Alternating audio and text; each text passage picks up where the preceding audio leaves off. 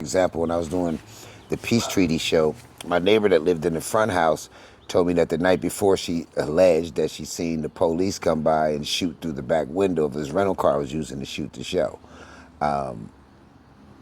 Consequently, the car was shot up. There was holes in the seat on the driver's side.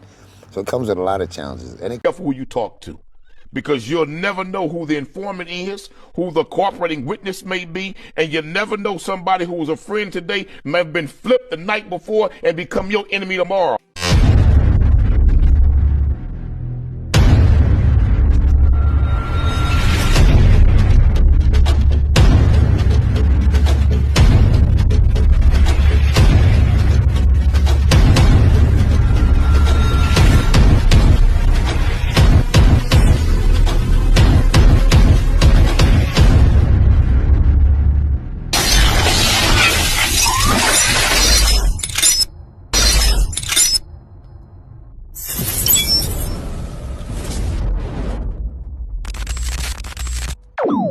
About humanity, putting truth in these lines while they busy feeding lies. When you got that tunnel vision, gotta open up your eyes. Wake up and go to sleep. Man, I'm praying all times. And to my guys, ain't no other side. This for my brothers, I'ma pray with y'all shine. Lock the door. Dahoodpostman. Go ahead, lock the door. Lock the door. Go ahead, lock the door. Yeah, you already know.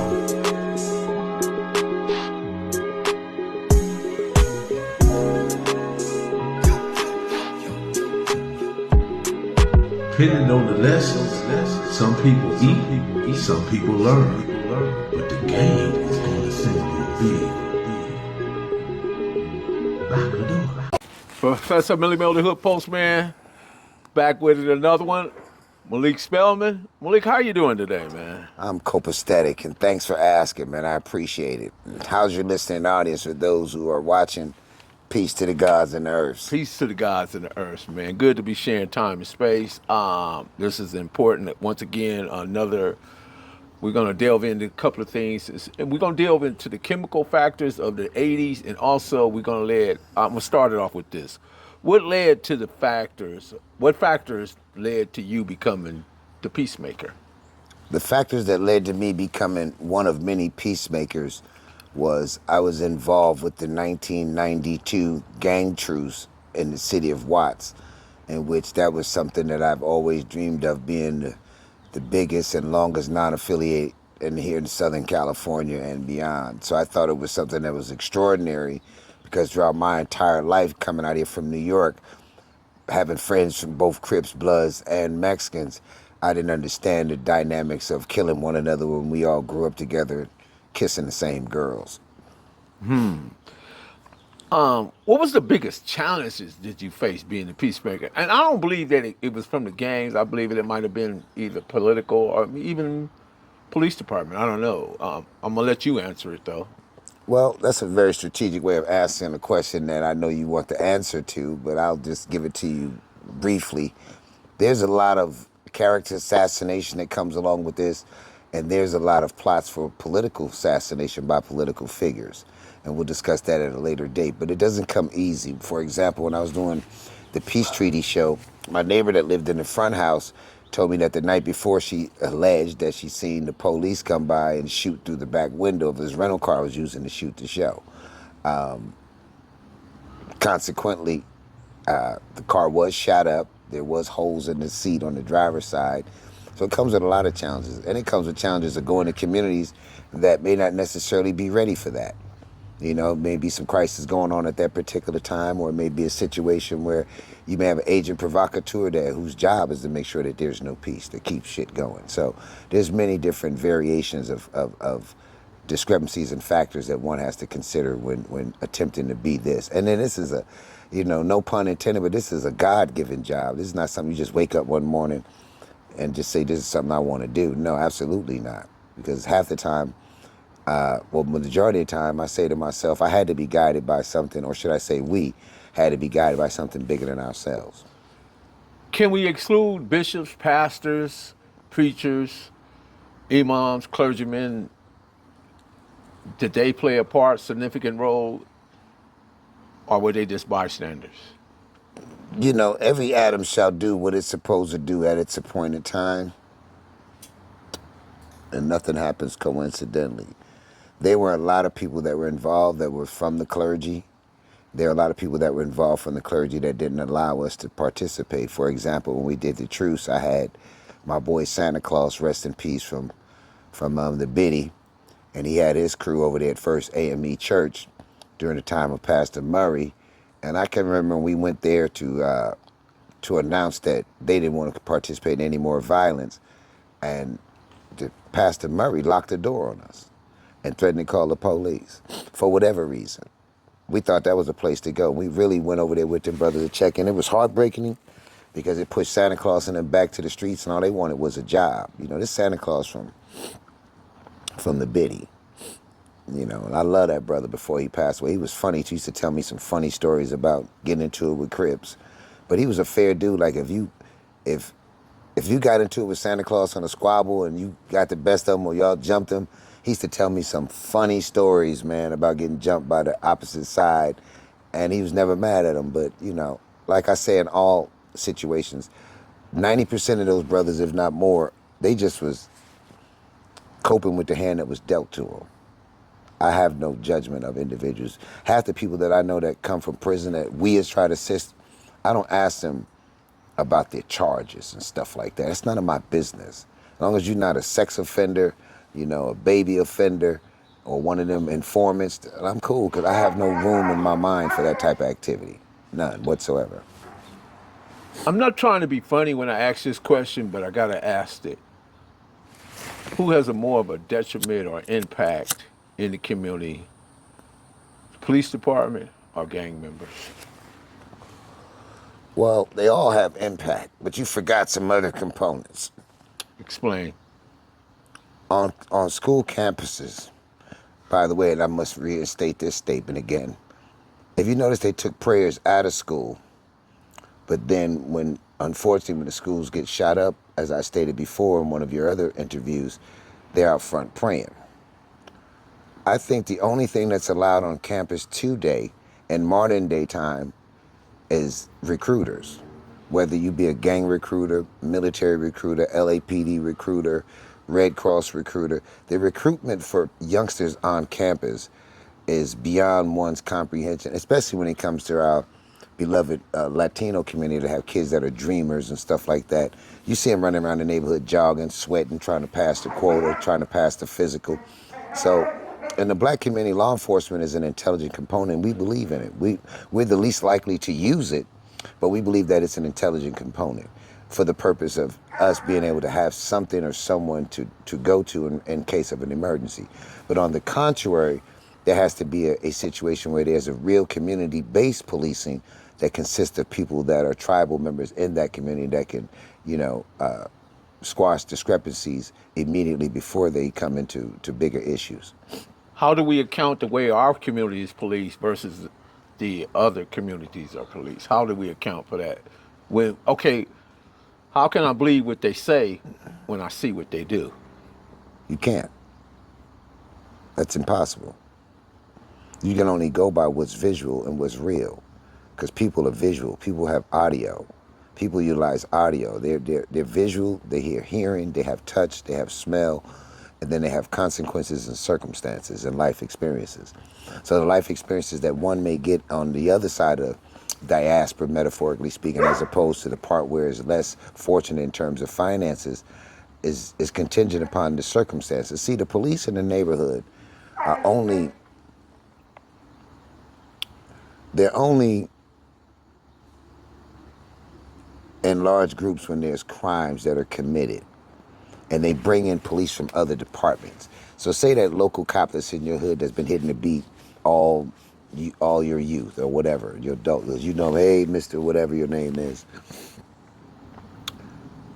Then you get people who start breaking in cars or doing little bitty petty crimes. that offsets the temperature of that community. So what they do is the command station, let's say at a 77, or bring in some police from Wilshire or from Venice that are not familiar with that community, and they'll just start locking stuff up.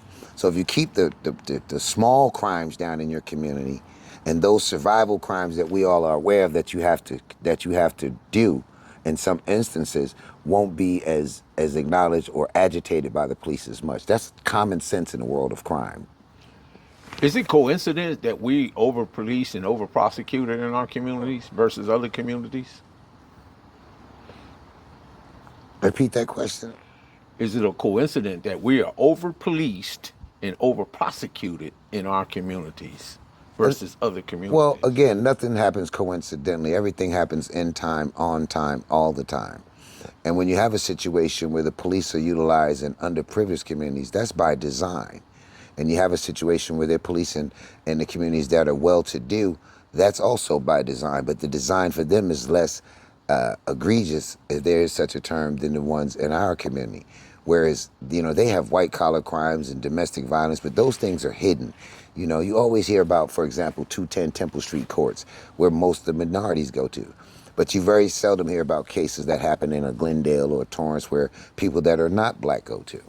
So there is some difference in regards to the justice system and what we expect from the justice system as far as black people are concerned and poor people. Is it fair to say that just as much as they blame Sharita for raising single mother Sharita raising thugs, quote unquote, but do we blame Susan for raising mass shooters? But they're both synonymous to one another. And to the best of my knowledge, after doing gang intervention and prevention for over 30 years, I've never met a Shaquita that told her son to go out and shoot and gang bang or rob or steal. I've never. I've seen mothers that are in the low income bracket that's $15,000 a year. I've seen them tell their children to get an education and a job. I've never met a mother or a father that are even gang participants throughout their lives actually tell their children that what you're doing is cool. Now, don't get me wrong. Behind every punk motherfucker, there's a stupid bitch behind him telling him that he's great. Behind every great black man with potential, there's some great black parents behind him that's telling him that he's great. So there's a difference between a nigga and a bitch attachment that they put on our black people as opposed to what a black family really is and what they represent in terms of generational wealth. From your perspective, what are some of the misconceptions that police agency, because they call them Operation Safe Street for some reason, but what are the misconceptions do they have, or Crash and Operation Safe Street? What are some of the misconceptions from your perspective that they have about the black man? What do they get wrong? Because they come in with this, like they need to come in and just be rough and ready and pulling their pistols and mistreating our black brothers and sisters. Well, again, it goes back down to fear of genetic annihilation, which we cover it as racism or color it as racism, which is oftentimes the case. But when you have a situation where the police come in with that type of attitude, that's a preconditioning that's done at the academy. And it's a preconditioning that's done in their own personal lives for whatever reason they join the force, whether it be to save the world or to get revenge from getting bullied in school or just participating in the intelligence of being in law enforcement, which is their choice. But on the contrary, I think that the overseer's position in our lifestyle and in our culture, regardless of your community or location, is going to always be the same as to be a slave catcher. To make sure that you're not violating the laws of man. See, if they went to violating the law, if they went to sending you to prison or jail or death for violating the laws of God, then that would be a common thing that we would all have, we would agree upon in some instances. But when it's just laws that's made by man and then the design is set up by the hidden hand to make sure that you're entrapped in order to get you back incarcerated to the prison industrial complex, then that's a whole nother story. Entrapment has never been legal in America, but it is in the ghetto. Is there a potential pathway that we must follow or lead in order to have peace and contentment and not be bothered within our own communities? Yes, because God will never change the conditions of a people until they change the conditions in their heart and their communities. And until you change the conditions in your heart, no matter what you do, like my mom say, wherever you go, she used to say, Twiggy, remember, wherever you go, you take yourself with you. So changing your community or getting away from an oppressor is very easy because the Quran states unequivocally, did I not make the earth spacious enough for you to get away from these fools? So the avoidance is possible. But then again, as I stated before, the situation with us is limited in terms of freedom because the only person that's really free in America is probably congressional members, the police who have a right to carry firearms, pull you over, you know, they exercise their constitutional rights. The legal right to kill you. A legal right to kill, move around when they want, it can't be questioned. So that's not, freedom is the road seldom traveled by the multitude in America. What message would you like to convey to young people considering gang involvement or being part of a neighborhood, a community, a section, or any of that stuff? Some of my friends that have done, Rayfield, my partner Ray Scoggins, Rev, who's out on the streets doing well, just got out in the trucking business. He told me a story about when he just got out about a year ago or less. And he said, Malik, I was sitting on the yard and the correctional officer walked up to me. And he said to me, hey, Rev, you know you old timers, we know how y'all get down and y'all got a program and you're not used to what them youngsters be doing with their activity. They a little active and some of their sexual preferences may not be of the norm in terms of today's modern times. He said, but we're gonna let y'all go. Now these dudes probably together combined probably like 500 years. He said, but you see them youngsters over there at that basketball court? He said, we gonna keep them. Now mind you, they got a thing in jail and prison called dying of a Purple Heart. Are you familiar with that? No, I'm not. Explain. It's really self-explanatory, but I'll try to tell you to the best of my wisdom what it encounters based on the conversations I get from Pelican Bay and these different institutions.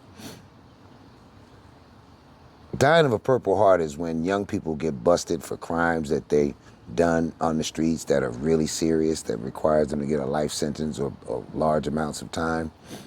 And if you notice, the average youngster's rite of passage in California is going through the penal system or going through the youth authority. Unlike in other places, we have safety nets for fraternity kids, or you have camping and things of that nature in order to guide that aggression. Well, consequently, a lot of the kids that have gotten this large amount of times that are in these men's prisons now are trying to sleep the time off, trying to not program, which means, you know, get your system in place where you can get your education. So when you go before the board, you're ready to be prepared to get out. They're sleeping all day, they're rebellious, and they're trying to cut their biceps and their genitals off and cutting their wrists. There's a lot of wrist cutting going on because they just realized, like, hey, I'm 19, I was just outside with a Fendi belt on, Gucci shoes, SRT, Hellcat, fine-ass girlfriend. I didn't graduate from high school. I didn't have a driver's license. I barely got some pussy. Damn, I'm stuck here for the rest of my life. So the dawn of the hour and the shock of the hour is what I would warn youngsters about. Be careful, because that day room ain't no joke. If you think you're gonna go in and be popping with the homies, it's not gonna happen. You might see one or two of them throughout your time in prison. The rest will become your enemies, will become your homies. So be careful. Don't F yours off for nothing. A minute's success. Lock the door. Isn't worth a lifetime failure. That's it. There you go. Lock the door. Proof of grind all the time, baby. Yeah. Cali Miners, baby. Proof of grind all the time. Music money. Got a dollar sign. Hub City. I'm a street nigga. Streets fuck with me. I'ma keep pushing products till the feds get me. It's guap off top. Diamond Cartier. That nigga wall won't give a broke bitch the time of day. They see me climbing. They see me shining.